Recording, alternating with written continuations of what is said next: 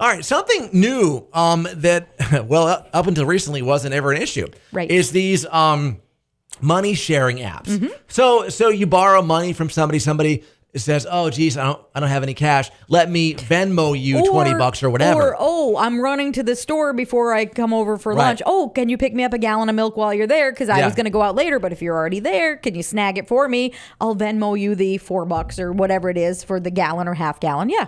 Now, there's some etiquette that goes along with this now that we should keep in mind because we haven't really talked about etiquette when it comes to cash pay apps. Number one, ask ahead of time. Ask how do you prefer to pay me? You say, oh, can you spot me $20? Okay, well, how are you going to pay me on that cash app? Which one's it going to be? Venmo, PayPal, Cash App, Zelle, whichever one. Find out ahead of time.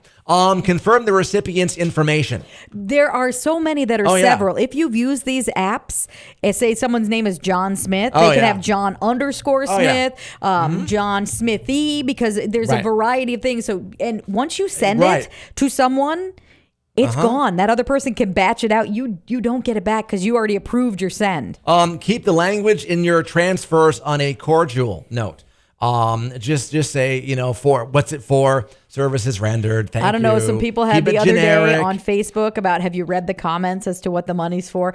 I haven't looked in that, but apparently some people write some really funny stuff if they're sending it to a friend. So if you ever want to go look at somebody's history and see what they're sending money for, especially probably late on a Saturday night, I'm just saying there's some interesting comments. Make sure your transactions are set to private because you don't want everybody looking and seeing. That's the other side of it. The comments or how much you sent or how often you're sending it. Less is more. Less is more. And lastly, always pay promptly. They say 24 to 48 hours, no more than that. Don't say, hey, can I get $20 to get some gas?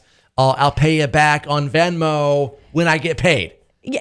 If you do that, you better have clear and concise reasons for, like, hey, I get paid Friday. I know it's Wednesday. I will pay you on Friday. Then that person has true expectations. Otherwise, they're not going to lend you money again, and they shouldn't. And keep your word because that itself is good etiquette. Your word is your word. I know. And once it's gone, it's gone. More info about that right now. Yes FM Facebook, Twitter at 967 Yes FM, and the Emergency Morning page at yesfm.com.